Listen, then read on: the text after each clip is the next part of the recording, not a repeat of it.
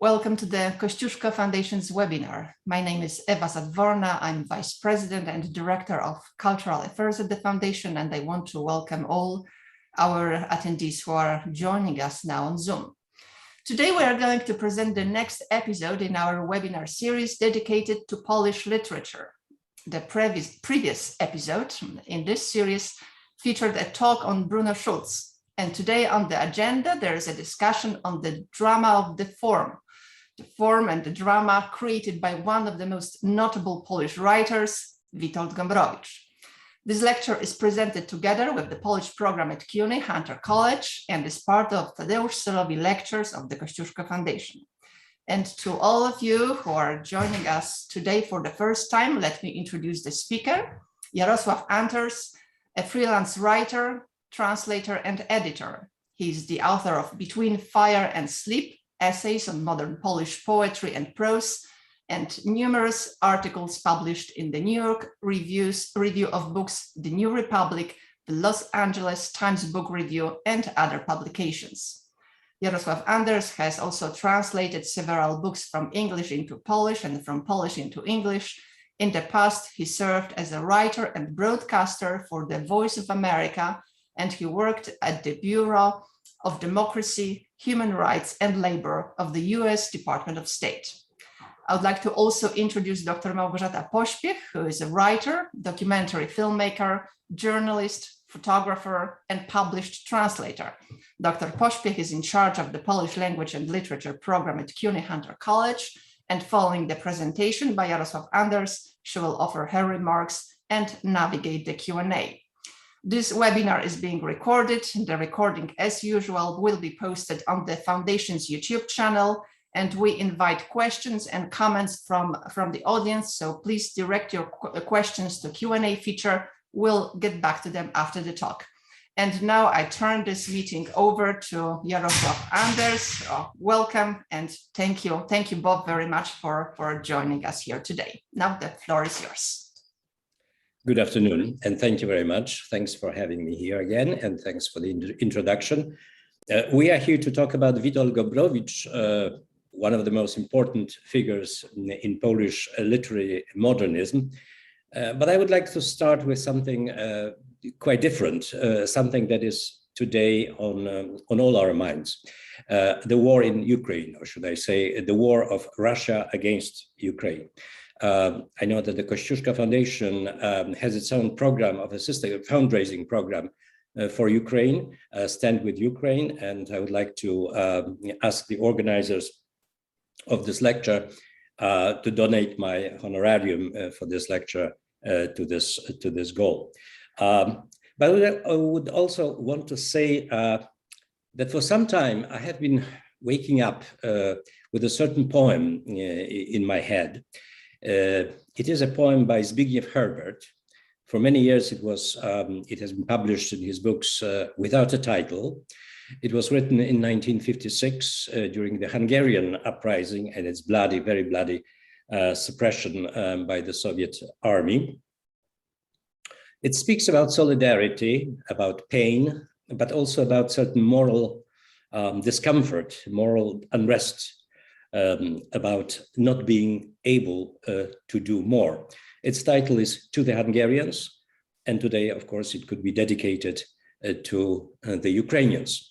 And here is the poem in John and Bogdana Carpenter's translation. We stand at the border.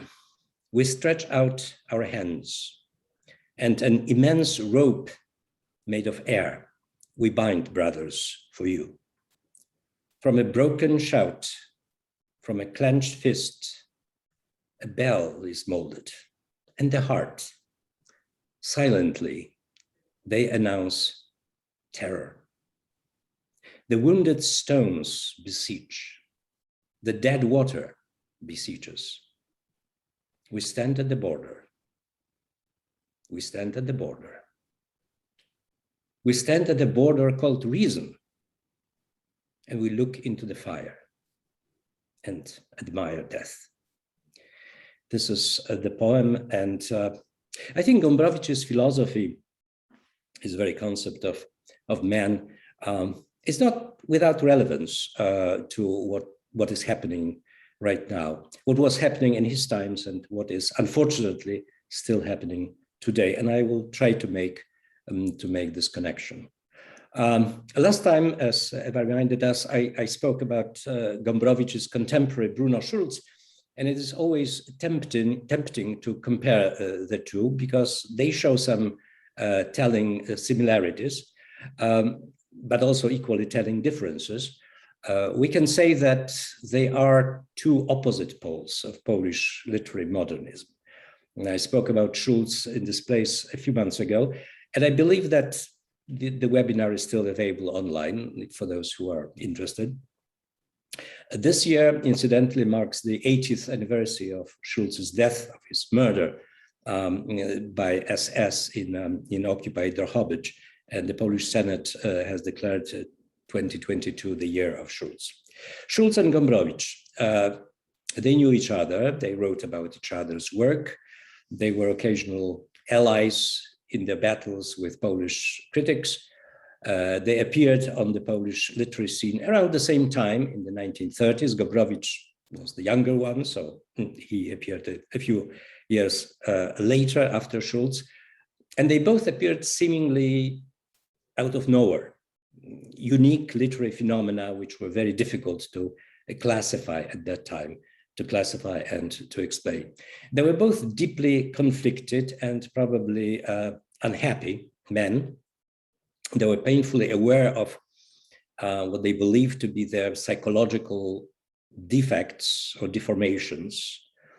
Schulz called himself in one of the letters a lemur and a kobold, lost in inhuman realms, barren underworlds of fantasy. And Gombrowicz, talking about his youth towards the end of his life, would say, I was abnormal, twisted, degenerate, abominable, and solitary. I slunk along, hugging the walls. So some secret blemish, he said, separated him from the human heart. They both claimed they were unable to love. They were aware that their art, their writing, comes from a dark place within themselves. But there was also a lot that separated them. Schulz was shy, self-effacing. Gombrowicz was narcissistic, boastful, quite obnoxious sometimes. Schulz was hiding behind his art. Gombrowicz attracted attention to himself and claimed that art is simply a projection of personality. Art is part of the person who creates. And his diary, many consider his diary his most important work, famously starts with the word me, repeated 4 times. More importantly, of course, there were differences in the writing. Schulz was a fabulist, a myth maker, a dreamer. Through the power of his imagination, the power of his language, he enhanced reality, transformed it into a sort of hyper reality. The secret of his art was in his unique perception of things, and he seemed to believe that those perceptions were also leading him to some deeper, ultimate truth. Gombrowicz was an unmasker, a destroyer of myths. He was also interested in human perceptions, but mainly in order to expose the mechanisms through which our consciousness, our fancy, fabricates a semblance of reality. Schulz worshipped art. Gombrowicz treated art, all forms of high culture, in fact, with suspicion. Schulz invites us to enter his world with sensitivity, ardor, childish amazement. Gombrowicz demands from us a good dose of skepticism, irony, and intellectual acuity. Schulz should be counted among the greats of the so-called high modernism in the company of Proust, Joyce, Woolf, Mann, Kafka. Gombrowicz clearly leads us in the direction of literary postmodernism that treats creativity as a game, trickery, sleight of hand, and likes to mix like postmodernists do, the high and the low, the cultural high and cultural low, to double code to use the fashionable term that means to speak simultaneously to the intellect of the reader and to more rudimentary reflexes like burlesque, caricature, slapstick comedy. And in fact, many critics consider Gombrowicz the first full-fledged postmodernist in European writing, long before the term was itself invented. He was born in 1904 in a family of Polish landed gentry. His family did own country estates and kept country residences, but his father was already making most of his money as a manager, executive in various industrial enterprises. Witold was the youngest child with two much older brothers, Jerzy and Janusz, and a slightly older sister Rena, but he was growing up practically on his own, often playing with children of peasants and servants on his estate. To quote some testimonies gathered by one of his biographers, Joanna Siedlecka, he was always seemed to be pretending to play acting. One person remarked that his pretenses became, in a sense, his face. And it was hard to figure out when he was serious and when he was just pretending. He had a close but difficult relationship with his mother, who was an intelligent, sensitive, but also, judging by the descriptions, a slightly psychologically unbalanced, neurotic person. She did recognize his literary talent. It's the only member of the family. She would say that it is literature of the future. And one day, everybody will be writing like that. These are her words, recorded or recounted by some of his relatives. In general, it was probably quite disorienting an upbringing, stretched between the noble tradition of the country nobility and urban modernity, between the salon and the servant quarters, between external propriety of his first, I would call it illicit sexual fascinations with the lower classes of both sexes. He was brilliant. He could bedazzle with his remarks, but wasn't particularly keen on learning. He studied law in Warsaw. He was sent to Paris by his parents, by his father, to continue his education. After a while, his father cut his allowance. Someone has informed him about his son's disorderly conduct, bad company he kept, and so on. So he eventually returned to Poland, worked as a court clerk, managed his family's tenement houses. He was what we would call today a property manager, and he started to write. He emerged on the literary scene in 1933 with a collection of grotesque stories called Pamiętnik z okresu dojrzewania, the memoir of the age of adolescence, which is published in English under the title, later titled Bakakai. Those stories were set mostly in the milieu of Polish upper classes, and they are stories of social and mental disaster. The protagonists try to act as they imagine their social position, their self-image requires them to act, but everything turns upside down. Human beings bump into each other like atoms, deflecting their course. Their minds are suddenly subject to strange, uncontrollable fascinations, irresistible desires. Here and there, one can detect an element of social satire, the pretentiousness of the upper classes, the snobbery of those who aspire to join it. But it looks more like a description of madness, of human minds losing their bearing and slowly, sometimes violently, falling apart. Following the hint of the title, critics decided that the work was promising but immature. Literary pranks, something like an adolescent trying to ridicule everybody and everything, sticking his tongue at the world of the adults, to which he still obviously did not belong. So they patted him on the head. They would say, good, good, carry on, but you have to grow up a bit. Gombrowicz was about 30 at that time. Gombrowicz's response to this condescension was the novel Fertidurka, published in 1937, sorry. The title of the novel, it was for a long time considered totally meaningless. It's not a name. It does not appear in the novel at all. Recent researchers discovered that it does, after all, have a meaning and was borrowed from a rather surprising source. If we have some time later on, we can talk about it a little.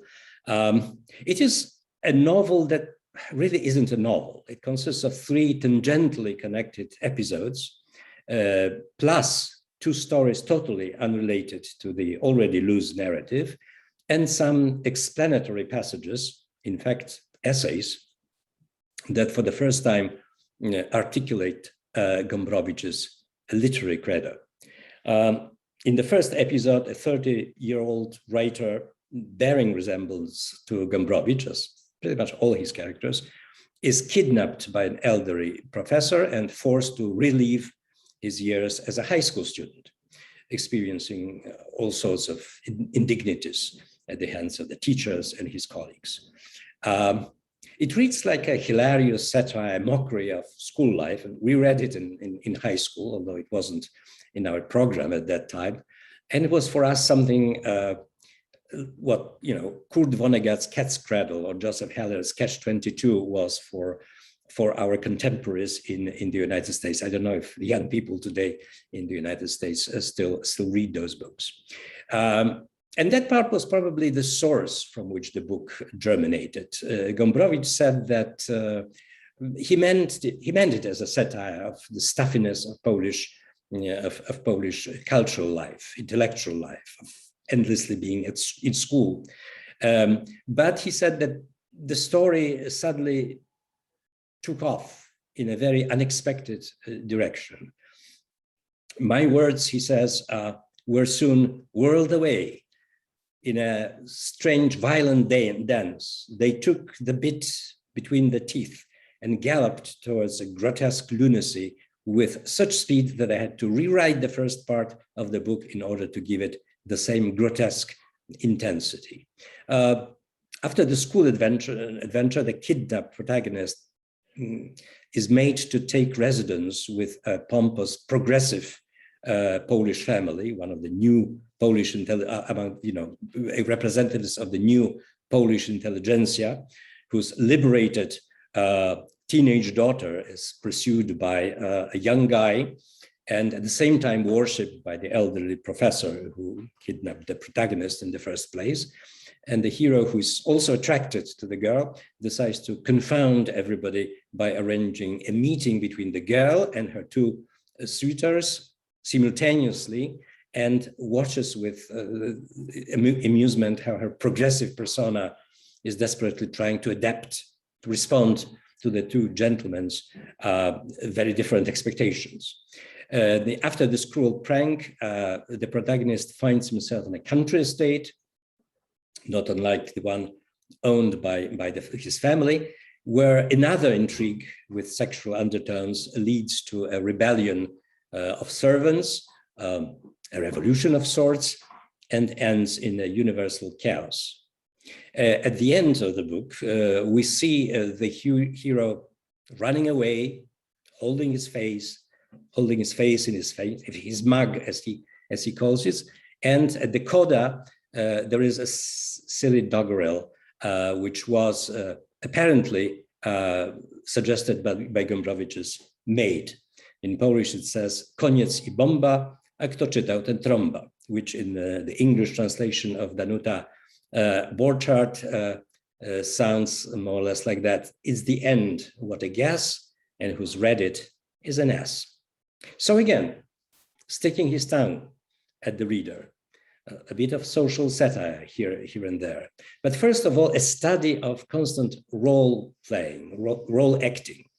His characters have to engage in, as to reassure themselves about who they really are, of which they are apparently not quite certain, and which is from them a source of perpetual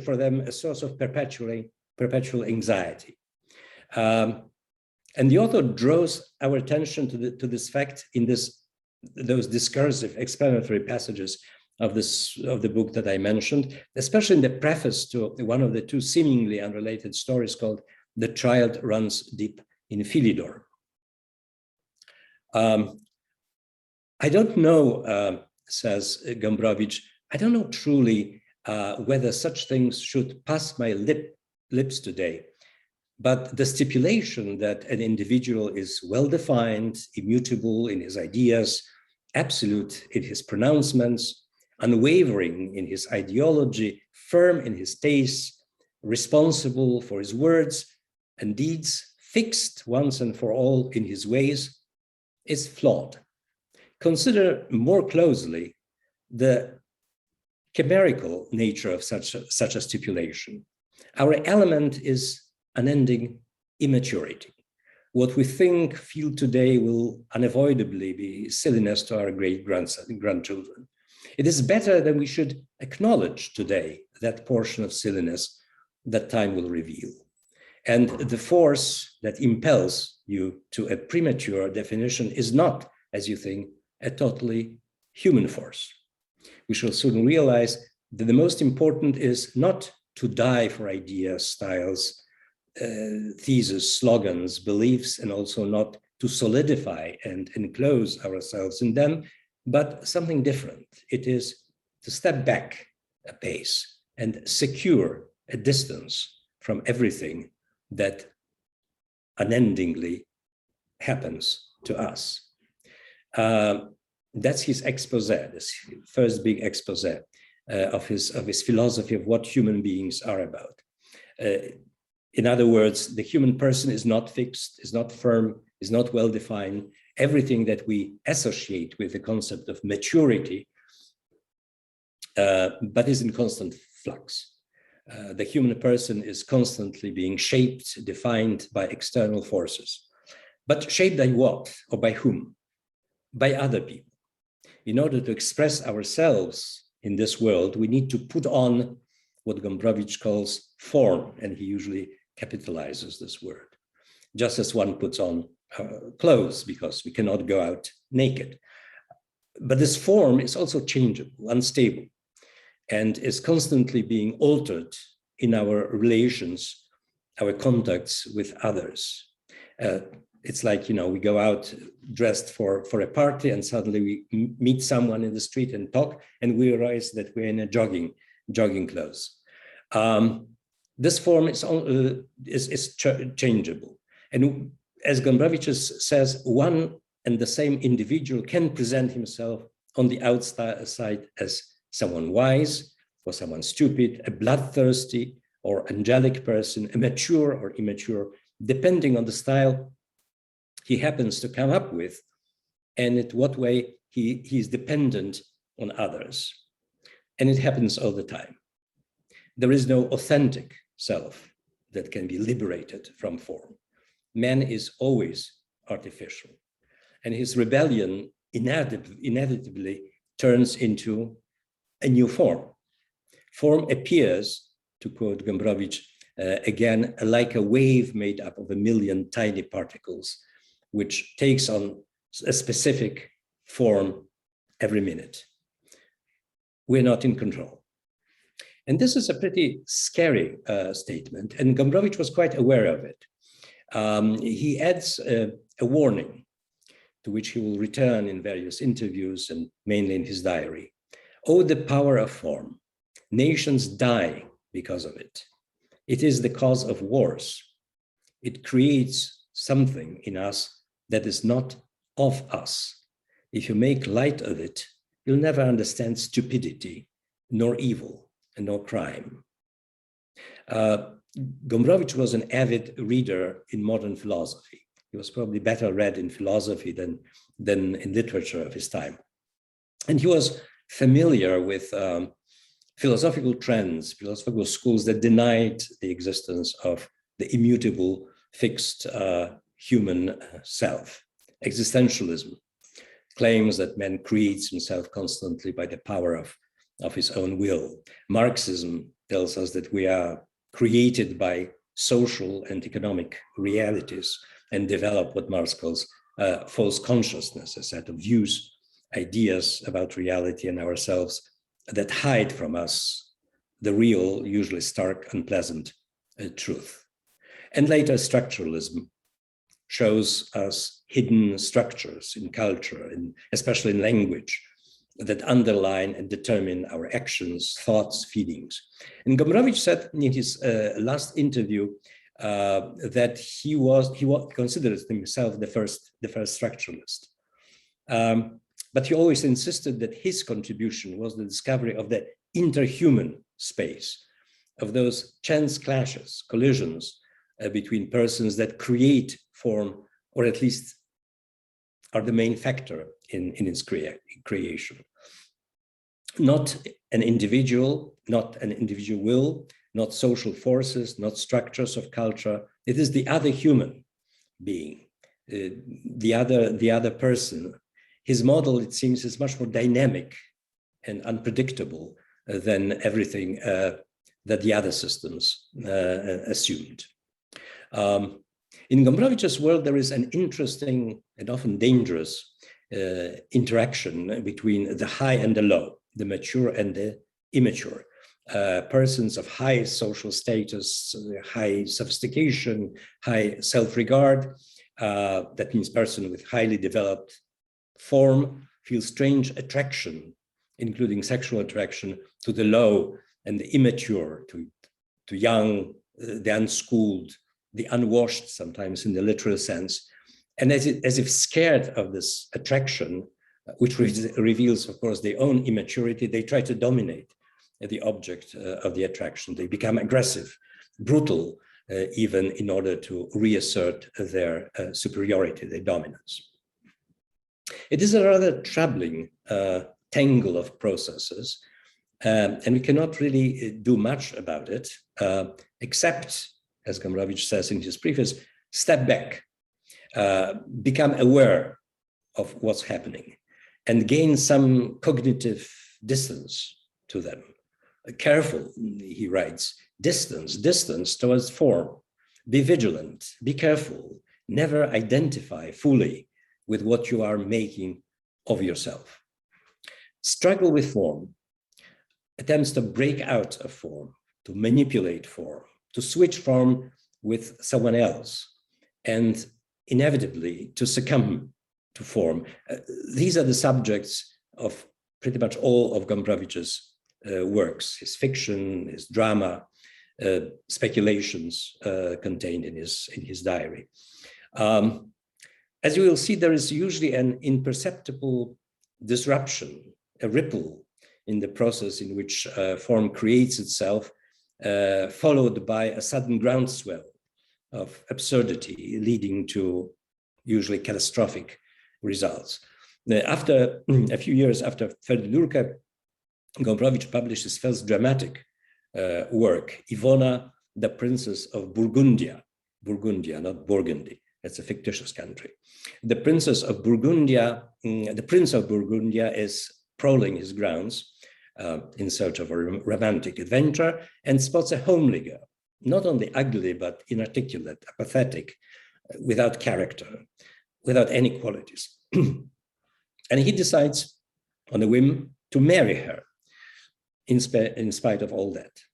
And the problem with Iwona is that she's almost without form, probably the most formless character in the whole Gombrowicz's body of work.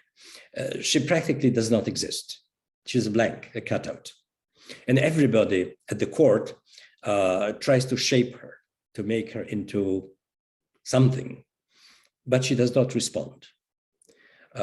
This plays havoc, of course, among the prince's family, the courtiers, reveals their own vacuity, and finally, the poor girl is murdered. She's made to eat a bony fish while the court stands around her in its pumped up majesty, staring down at her until Iwona chokes to death. A typical Gombrowiczian comedy.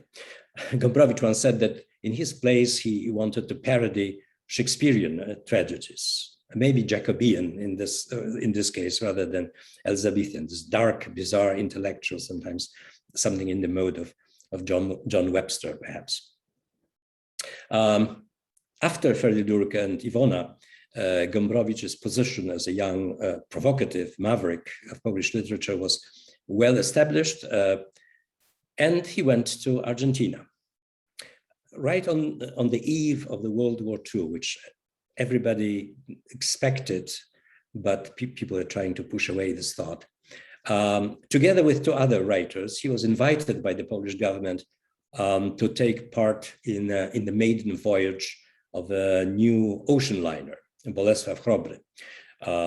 And the decision to select him, of all people, as the ambassador of Polish culture to the rather conservative Polish community in Argentina was in itself quite Gombrowiczian, as if taken out of one of his stories. But he did go, and the war broke out shortly after Chrobry docked in Buenos Aires. Gombrowicz, together with many other passengers, boarded the ship in order to return immediately to Poland. And at the last moment, he ran down the gangway with two suitcases and decided to remain in Argentina. He stayed there practically for the rest of his life. He returned to Europe, but not to Poland, only in 1963, 6 years before his death. Like many emigres or exiles, he had to rebuild his life from scratch, which, as he said later, felt like a liberation. It unsettled the form that started already to coalesce around him. For many years, he supported himself working in a Polish bank, Banco Polako, in Buenos Aires. His life was often hard, but he was never really a totally down and out, wretched, forlorn emigre. He had good contacts in the Argentinian Polish circles, and some contacts in the Argentinian literary community, mostly among the up-and-coming, aspiring young writers who treated him as their master. He apparently met Borges at least once at a dinner party. They were not particularly keen on each other. He learned Spanish.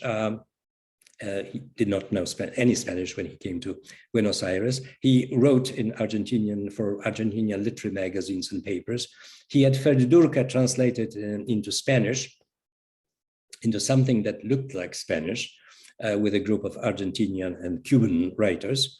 An Argentinian writer and literary critic, Ricardo Piglia, said that Gombrowicz, in fact, wrote Verdurka anew. The Spanish of Verdurka sounds as if it was going to fall apart. It is spasmodic, artificial, seems to be a language of the future, again, literature of the future. Some Argentinian writers, Ernesto Sabato, Manuel Galvez, Julio Cortázar, acknowledged his influence. He also became part of the literary folklore of Buenos Aires, having his own table in a cafe where he played chess and dazzled a circle of faithful acolytes. It is in Argentina that Gombrowicz started his diary, which I said some consider the opus magnum, the major work. I once called the book, the diary, a raging battle zone, settling of accounts, grappling with the foundations of literature and art, with European culture, with Catholicism, communism, existentialism, with philosophy in general, all that interspersed with personal confessions, eccentricities, gossip, lyricism, venom, and vulnerability. It has been published in 3 volumes and is available in English in the translation of Lilian Bali. His first Argentinian novel, Transatlantic, which is perhaps his second best known work after Verdurka, although because of its very particular language, it is very difficult to translate and appreciate in a translation. It has been translated. It is probably his most outlandish and fanciful work, the most amusing work also, and also in a fashion, his most personal and autobiographical one. The hero, just like Gombrowicz, runs down the gangway of a departing ship, as seen, reminiscent also of Joseph Conrad's Lord Jim, who abandons the seemingly condemned vessel that many associate with the ship of the state, the Poland. And as he does so, he inveighs. Sail, sail, you compatriots, to your people. Sail to that holy nation of yours haply cursed. Sail to that monster dark, dying for ages, yet unable to die. Sail to your sin freak, cursed by all nature, ever being born and still unborn. Sail, sail, so will not suffer you to live or die, but will keep you forever between being and non-being. Sail to your sense slug, that she may ever the more enslime you. So that is about Poland, who was just being attacked by the Nazis. This is deadly stuff. This is blasphemy. It's tongue of cheek, of course. It's parody. But many, especially in the Polish emigre circles abroad, themselves safely outside Poland, could never forgive him those sentences. And then the hero, then things got even worse. The hero gets entangled in a series of bizarre intrigues. One is a competition between Colonel Tomasz, a noble Polish gentleman, and Gonzalo, a rich Argentinian homosexual who set his eyes on Tomasz's son, Ignaz. He's for to serve as Gonzalo's love messenger and an arbiter in a duel between the concept of patria, the severe, duty-bound, patriotic domain of the fathers, and Philistria, the anarchic, exciting world of sons and of immaturity. And the book ends with chaos, followed by a communal burst of laughter. Speaking about patria, as you remember, the ship that Lord Jim abandons is called Patna, which is the name of a place in India. But one researcher told me that when you look at the name from a distance and split the N in the middle, it actually reads like patria. Maybe some interesting theories always pop up. Gombrowicz admitted in an interview that he wanted to explode the Polish legends and provoke his compatriots who are living among chimeras, illusions, phraseology, that means they were trapped in the Polish form. He wrote, I see with amazement how with the war in Europe, particularly Central and Eastern Europe, entered a demonical period of formal mobilization. The Nazis and the communists fashioned menacing, fanatical masks for themselves. The fabrication of faiths, enthusiasms, and ideals resembled the fabrication of cannons and bombs. Blind obedience and blind faith had been essential, and not only in the barracks. People were artificially putting themselves into artificial states, and everything, even and above all reality, had to be sacrificed in order to obtain strength. And as we see, again, with the war against Ukraine, those bizarre lies, fabrications in Russia, as if reality has been already sacrificed, as if there were absolutely no more reality left. And some people, quite many of them, it seems, are actually ready to believe it, to lie to themselves, to completely befuddle themselves. They are artificially putting themselves into artificial states. In his Argentinian exile, Gombrowicz was very attuned to the events in Europe, and in the world, the rise of totalitarian regimes, totalitarian thinking, which he interpreted in his own particular categories. Critics noticed that since that time, since his emigration, since after transatlantic, his works quickly started to grow darker, more disturbing. A Polish critic, an expert on Gombrowicz, Jan Błoński, noted that fear appears in all his works. The individual is always besieged, threatened, subjected to spiritual and sometimes physical violence. But in the early stories, also in Feridurka and especially in Transatlantic, there's exuberance, there is liberating laughter.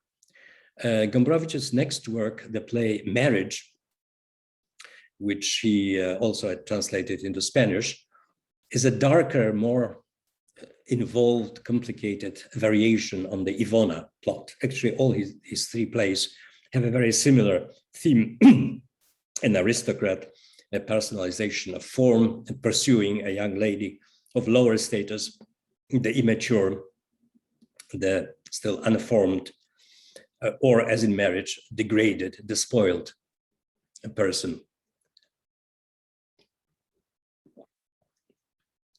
The play starts with a Polish soldier in France, Henryk, dreaming about his home. What can be more conventional or even sentimental? But in his dream, and everything that takes place in the play takes place in his dream, that is inside his mind. He sees his home defiled. His parents, former landed gentry, are innkeepers, constantly harassed and humiliated by drunks. His fiancée, whom he left behind, is reduced to a maid and a prostitute. And he conceives a plan. He decides to picture his parents, to imagine his parents as untouchable royalty, and his fiancée as a virtuous court maiden, whom he's going to marry to prove that she is still as pure and as innocent as when he used to know her. In other words, he inflates, aggrandizes their form for his own purposes. But the form keeps slipping, punctured repeatedly by one of the drunks, because form depends on others. Majesty must be worshipped, otherwise it degrades into a farce. So Henryk needs more power, more form, to force others to worship his father. And in order to gain this power, he needs to aggrandize himself. Eventually, he declares himself the king, imprisons his parents, and in order to achieve the ultimate divine glory and marry himself to his fiancée, he must force his best friend to commit suicide. It is, in fact, a study of the birth of totalitarian mentality, the artificially putting oneself in artificial states, leading to unimaginable consequences. And again, to make a non-literate digression, when I look at Mr. Putin, his characteristic swaying walk, his perennially raised eyebrows, his scowling look, he looks always something like that, you know. It all speaks of a neighborhood bully, a żulik, a hooligan. If you went to school in Poland in my times, you unfortunately knew the type very well. And at the same time, you know, we know about his love of pomp, of pageantry, his palaces, yachts, cooks, golden eagles, the royal courtship that his courtiers have to show him. And there is something, I think, Gombrowiczian in it too, some struggle with ill-fitting form that is constantly slipping. And does this person know who he is? Is he living in some kind of self-fabricated and now probably already self-fabricating a dream like Henryk?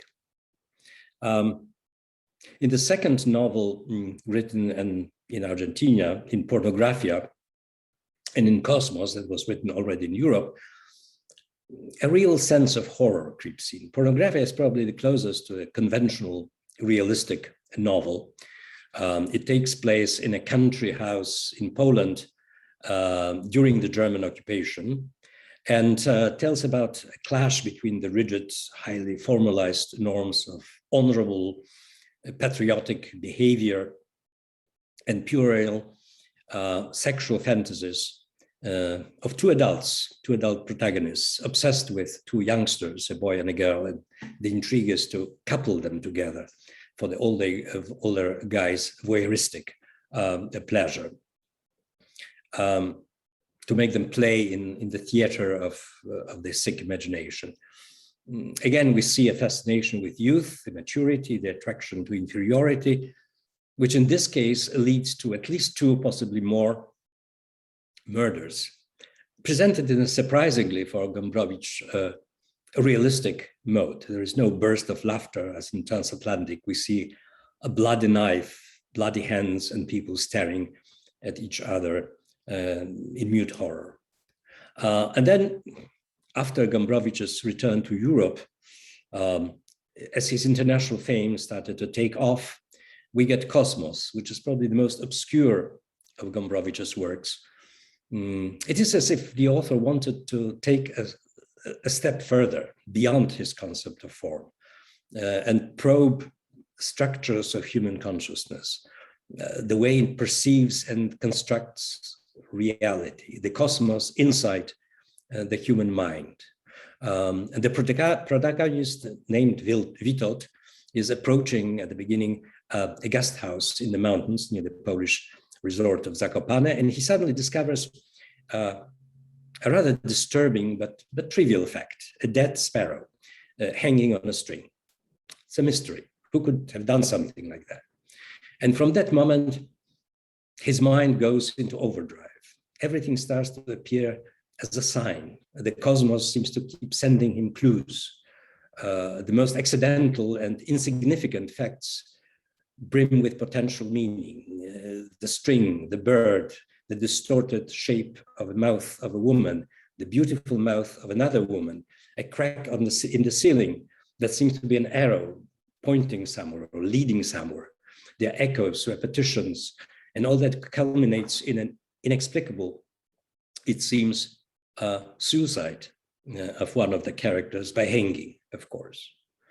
It is our obsession with meaning, the author seems to suggest, our need to fit everything together into a meaningful whole that leads us into rather disturbing, dangerous regions.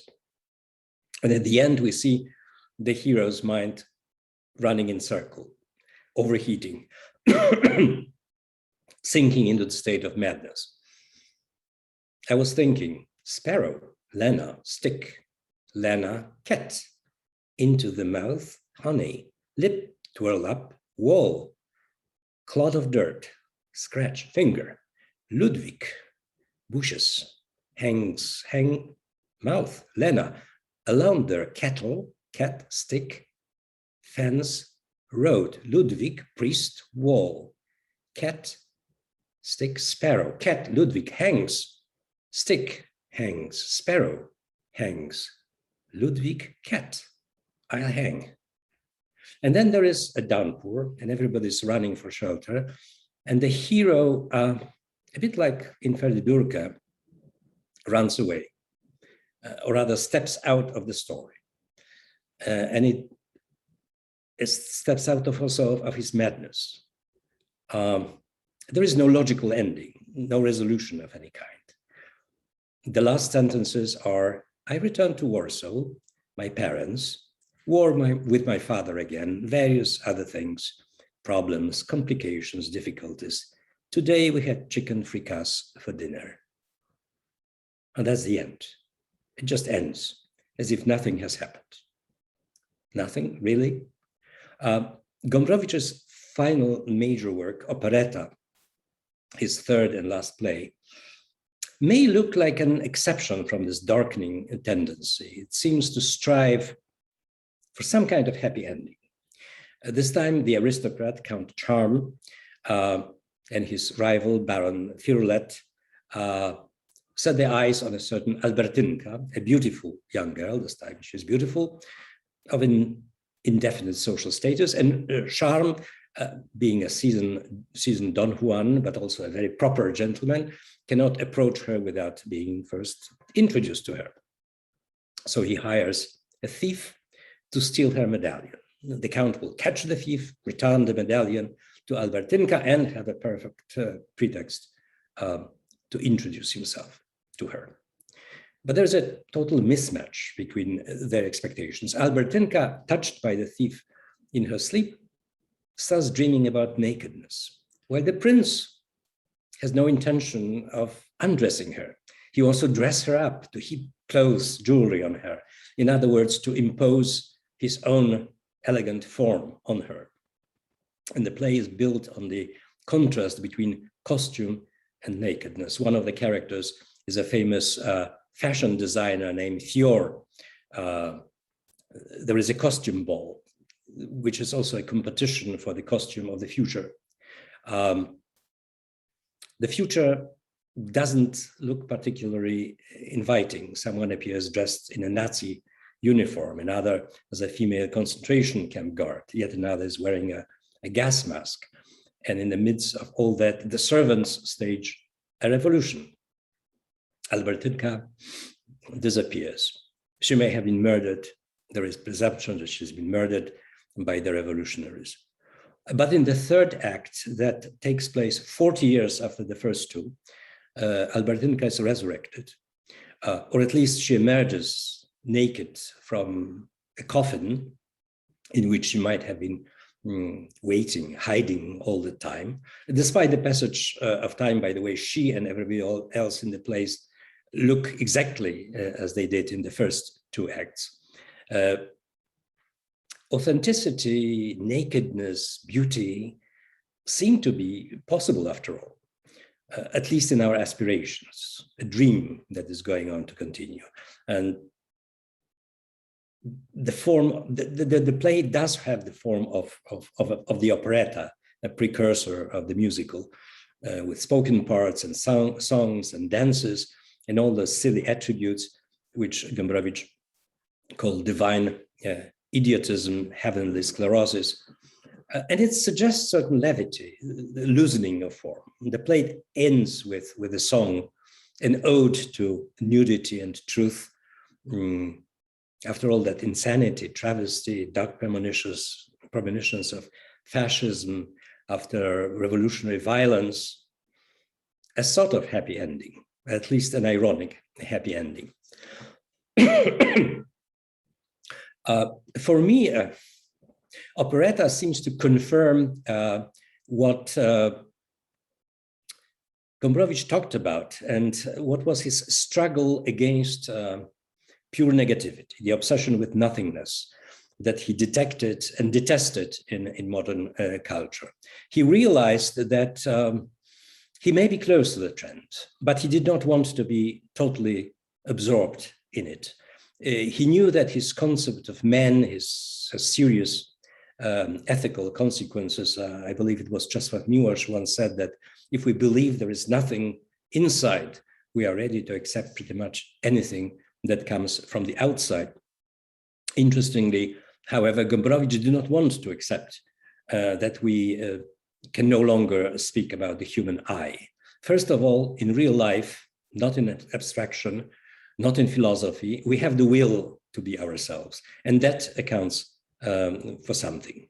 Second, we are beings that can feel pain. Pain is something that one cannot reduce to a mere concept, and it cannot be hidden under a mask. It is real, it is there. And that thing that feels pain is the eye.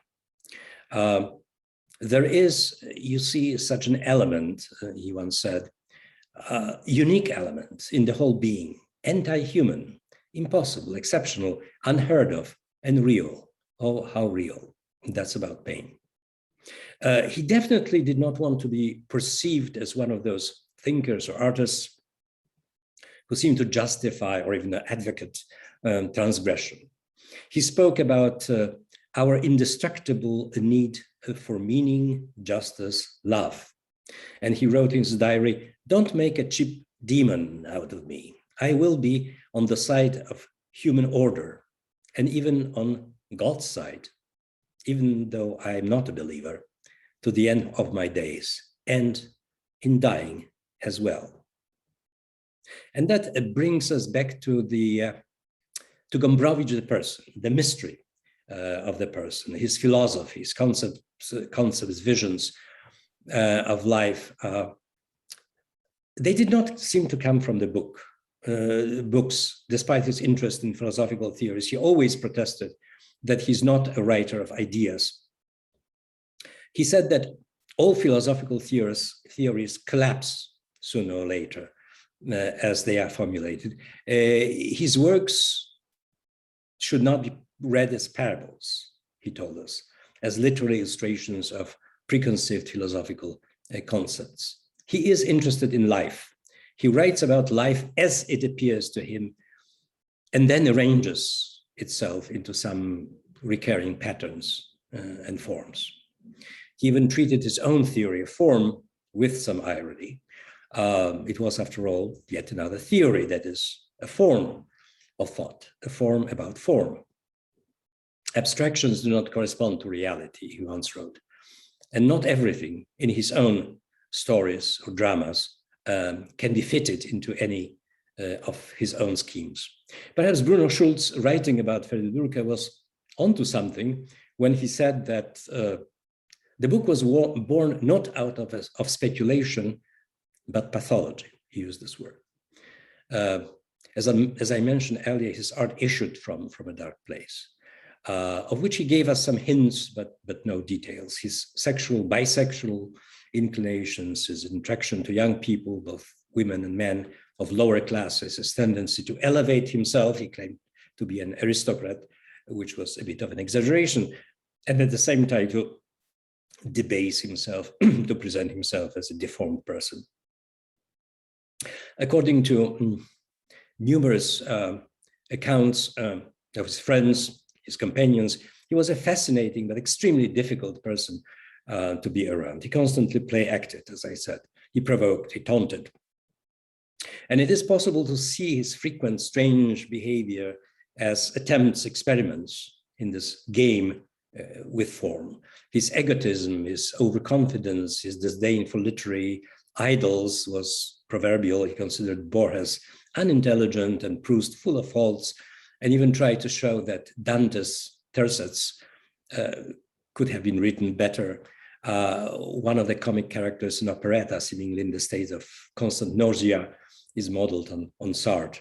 He was cruel, but his cruelty was of a playful character. If one could make, of course, oneself accept that convention. You are a genius, I'm a miserable fool. Many of his friends were able to do it and stayed with him for years, for life sometimes.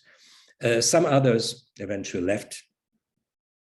He could also be a good friend, a mentor, to help people in need. During his stay in Argentina, often being in a dire financial situation, he was constantly trying to help his family in Poland, the family from which he allegedly felt totally estranged. He returned to Europe in 1963 when his international reputation was on the rise. His plays were staged, his novels translated. In 1966, a critic from Le Figaro compared Ferdinand to Sartre Nausea, calling them both the most original novels published in Europe before the war. He lived for a while in West Berlin and in Paris, but settled in the south of France, in Vence. He met his soulmate, a companion, a young Canadian woman, Rita Labrosse, whom he married a few months before his death. And Mrs. Rita Gombrowicz is now a tireless guardian, executor of his literary estate. In Poland, his fate, the fate of his work fluctuated with the changes of political climate, but he was never totally blacklisted. His pre-war fiction was published. His dramas, Iwona, operetta, and The Marriage were occasionally staged in Polish theaters. His later novels, Kosmos and Pornografia, and most importantly, his diary remained unprintable until the last years of communism. Even then, they appeared in expurgated editions. They were published by the Polish Literary Institute in Paris, and being trafficked to Poland. We mostly read them in those French editions, with Parisian editions. He was named, he was on the short list for the Nobel Prize. And in 1968, a year before his death, as the story says, he lost to the Japanese writer Yasunari Kawabata by only 1 vote. But his health was rapidly failing. His close friends visited him. One of his friends, the Polish-French writer Konstanty Jeleński, or Żeleński, as he's known in France, remarked that he seemed already outside time, that he has closed the circle. By returning to Europe, he wanted to meet both his youth and death. Throughout his life, he was not a happy person. He was a mystery, even to his closest friends, and probably wanted to stay that way. He would sometimes end a friendship when it was becoming too close. He had a strange habit of making faces in the mirror, although in his photos, he's always very serious and very composed. One of his close friends in Argentina was a Polish writer, Zofia Hondzińska, who was supporting herself at the time by running a laundry in Buenos Aires.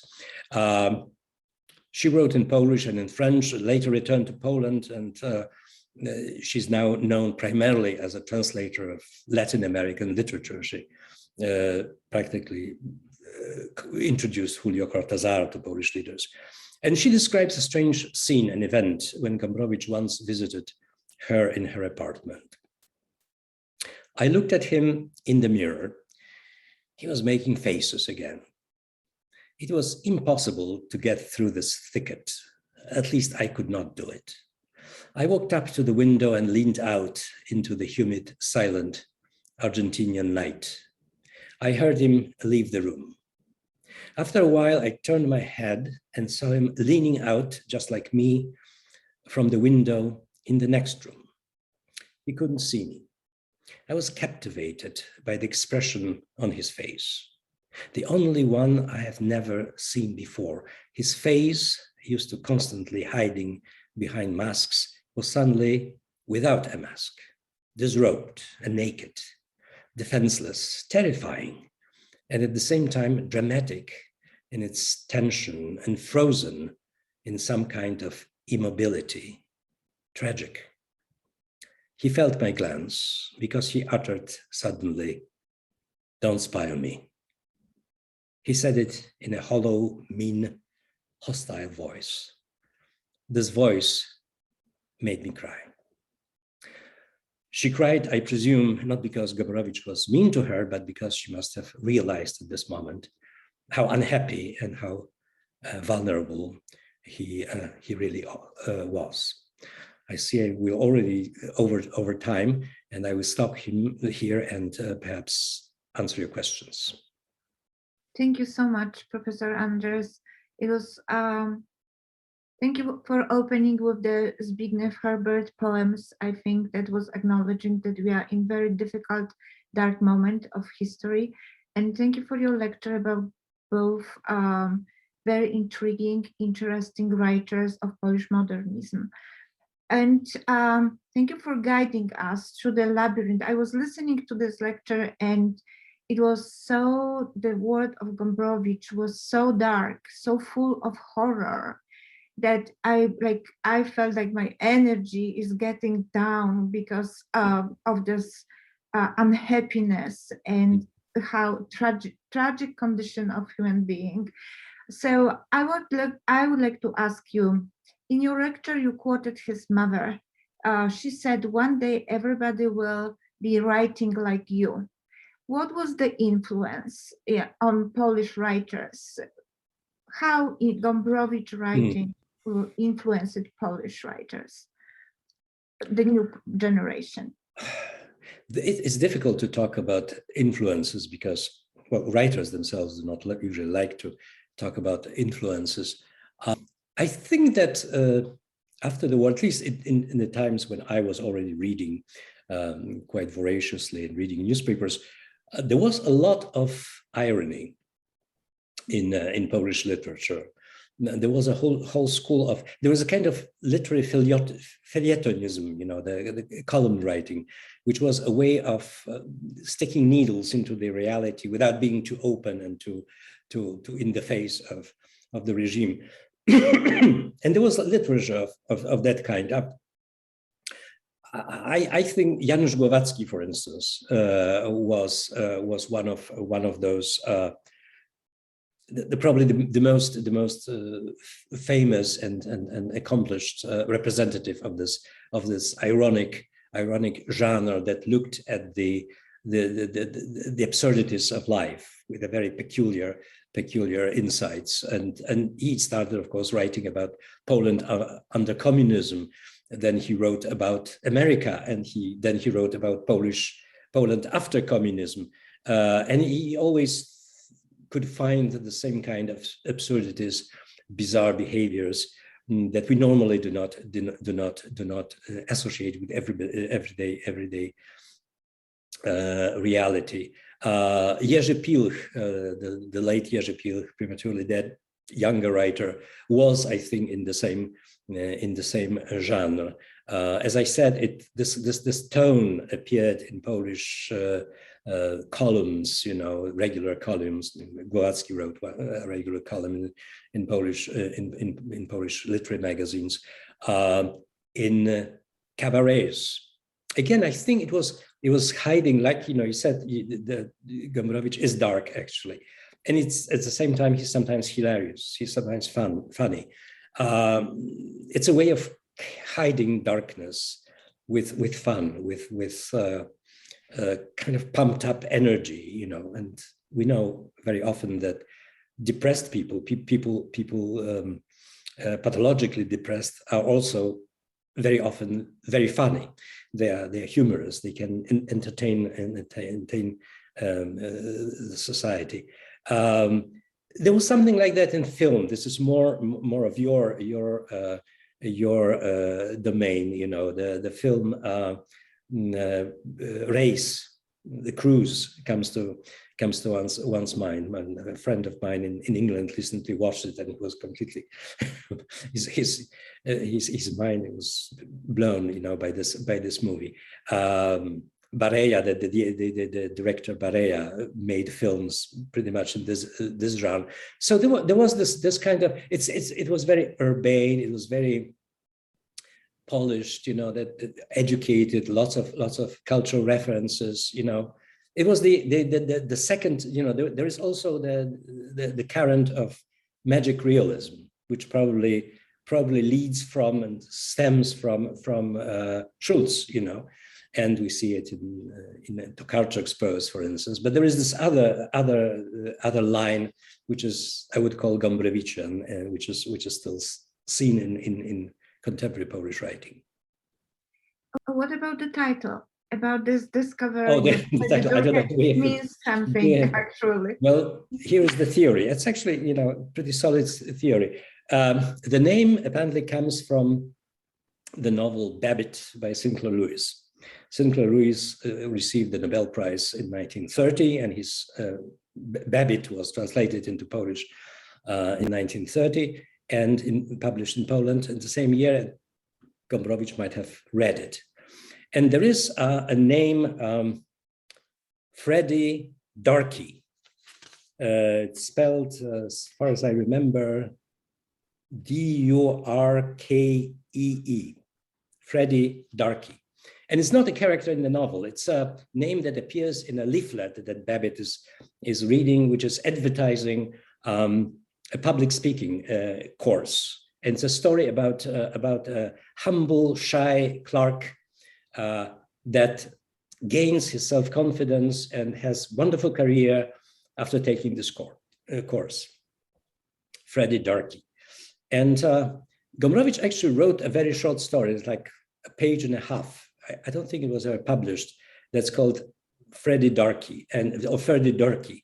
It's about this character, who puts his boss, domineering the boss, into a very awkward position and sort of manages to dominate him. So it looks like a mistransliteration of the name. Gombrowicz did not know English, so he did not know how the name was properly pronounced. He wrote it down the way he heard it in his mind.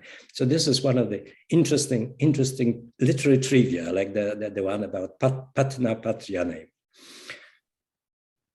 Thank you. That's interesting.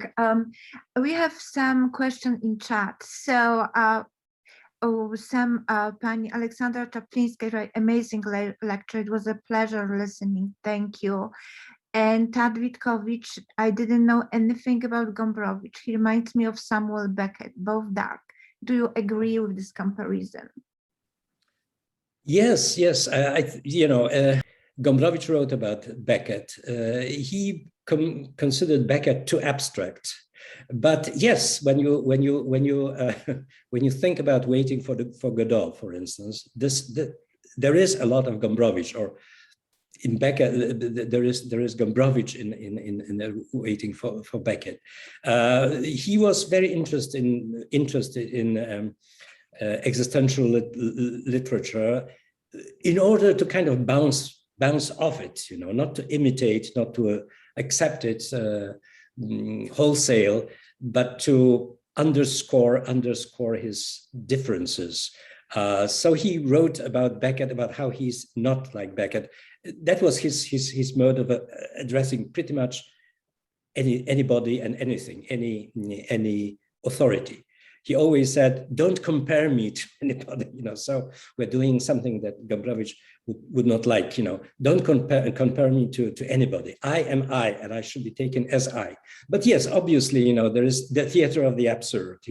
In general, Beckett, Ionesco, and others were very often, put together in the same category, in his plays especially.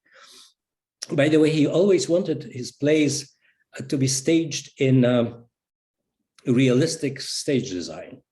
He did not like those very abstract design, like it's taking place nowhere. A court is a court. A garden is a garden. Don't try to place me in some non-space. He wanted. There was some realism in his plays and his novels that he saw, and he wanted it to be conveyed also in the play settings of his plays. Yes, and another question. Thank you for this wonderful introduction to the life and work of Gombrowicz. What do you believe he would most wish future generations to take from his work? Best regards, Edgar Russell. Distance. That's what he always said. Have distance to yourself. Try to look at yourself from the outside. See yourself, as acting the role of yourself. And that can save you from a lot of problems, a lot of difficulties, And if only people could, look. I mean, he believed that the wars, those tragedies that he witnessed in his times were caused by the lack of distance, by giving oneself totally to some idea, some totally imagined construct, and he said that stay sane, be sane, protect your sanity. Although, as we know from his life and his the ending that I put them, it takes a price, being constantly on your guard, and being constantly asking yourself, what am I doing here? How it's like, you speak and you suddenly overhear yourself and you say, am I making sense? Something that every speaker does from time to time. Am I making sense? Or I'm totally stupid. It takes a toll, but this is probably something that he would want us to practice in our life. And there is one question in answers. Pan Mariusz Kociejowski, do you remember when Rita Gombrowicz approached the bookseller I worked for at the time, saying she wanted us to evaluate a parallel set of diaries? I said, yes, we will. But then she would not allow us to set eyes on them. So we had to withdraw. One cannot put value on the absence. Have there been any developments on this front? Any news that they actually exist? My guess is that an even darker side of Gombrowicz was on show in them. Marius, my good friend from London, welcome. I don't know exactly what it was, what kind of diary was she showing you. It was probably something that was published recently as some kind of secret diary, you know, that he kept since his youth. It was not really a diary. It was mostly like notations, you know, like codes that he put down. And Rita, I think, Rita Gombrowicz was hesitating whether this thing should be published at all, because he wrote mostly about his sexual encounters in a very open way, very unflattering way to himself and to his partners, also, but mainly to himself. And this book was published recently as the so-called secret diary of Witold Gombrowicz. It doesn't really give you much knowledge. It's almost like peeking into somebody's most intimate scribblings. But I think he wanted it to be published. I think the story of this book was that Rita Gombrowicz found his scribblings saying it should be made public. If that was that, she might have been still in this period of not being sure whether she would release. She probably got cold feet, you know, and didn't want to show the book to you and your store. That's my hypothesis, but I'm not sure what it is. You know, his diaries were published by Cultura Paris, by the literary institute in Paris, and they were always available. And there were some editions lately found, you know, and added to, but there was never any problem with them. And he wrote it for the readers. That's my speculation about it. And one more question. Professor Anders, could you make any comment on Gombrowicz writing after Argentinian experience? Was there any spot? Well, he wrote Cosmos, and he wrote operetta. He gave a lot of reviews. He talked mostly about himself. He was becoming really a popular writer. He was probably the only writer of this Polish writer of this generation with really international renown within, you know, the literary circles, but he was quite well regarded. It was you know, he was already very ill. He was suffering from some kind of pulmonary disease that many of his family members died of. Some kind of asthma, very acute asthma. It was apparently, he was afraid of dying of this affliction. He even thought about suicide at some point. You know, it happened too late. You know, he came to Europe, he became internationally recognized, but he was already declining. You know, not intellectually, not mentally, but his health and his spirits were declining. He was meeting lots of people. Lots of people came to visit him in vans. He was traveling with Rita in their, you know, little car. But as Jeleński wrote, he was kind of closing the accounts at this point, trying to establish his reputation, not for any monetary purposes, but because he believed that his contribution to literature is important, and his wife believes that too, and they are right. I'm sure absolutely right, most of them. But it was kind of dark and sad period, despite his being closer to Poland and in Europe. His life in Argentina was probably the most productive period of his life. You know, this very strange existence, you know, with strange friends. It was stimulating, and he probably wrote the best things there in Argentina. You know, and he's remembered, as I said, by some Argentinian writers as a figure, a fixture in the Argentine literary life. Thank you so much, Professor Anders, for your amazing lecture. Thank you all for coming. And I would like to thank the Kosciuszko Foundation for inviting Hunter Polish program to the series of lectures of Polish literature, and to Ms. Zadvorna for organizing the series. It was amazing adventure for me to listen to your lectures and to go deeper into world of those two figures of Polish writers, which really they changed the landscape of Polish writing. So thank you so much. Thank you too, on behalf of myself and the Kosciuszko Foundation, most of all. Thank you to Jaroslaw Anders for, as always, very informative and great lecture. To Dr. Małgorzata Pośpiech for running this event and also for the initiatives. Thank you very much for contributing to our cultural programs, and to Jaroslaw Anders also for your contribution to our most recent call to help Ukrainian refugees. Also, I would like to take this opportunity to thank all foundation's donors, including the ones who make our programming and cultural programming, such as this webinar series, possible.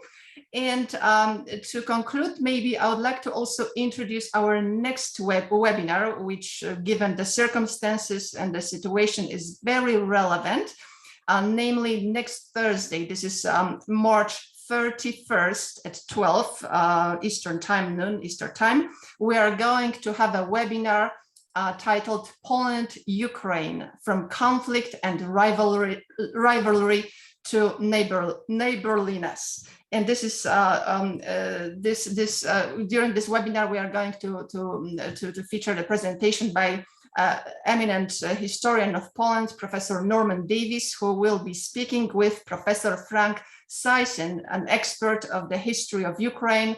Professor Seisin is currently based in Canada, but he used to be a professor at Harvard University. So I believe it's a very timely and interesting discussion. Anyone who can join us then, it's next Thursday, March 31st at noon, you're most welcome to do so. And all the information and registration link is on our website. And I believe with this information and with this announcement, I would like to conclude our webinar. Thank you all for joining us and for your great questions. Have a wonderful rest of the day or evening, wherever you are joining us now. Thank you and goodbye. Thank you. Goodbye.